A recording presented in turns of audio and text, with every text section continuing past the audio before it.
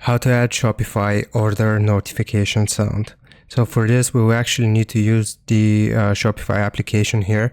So just load it up, log in with your account, and here we want to click on the three dots in the bottom right corner and then go to settings. Now we need to enable two things here. So first, go to store notifications and just enable all of these notifications here and the notification badge for new orders. So if they're unchecked, just simply check all of these.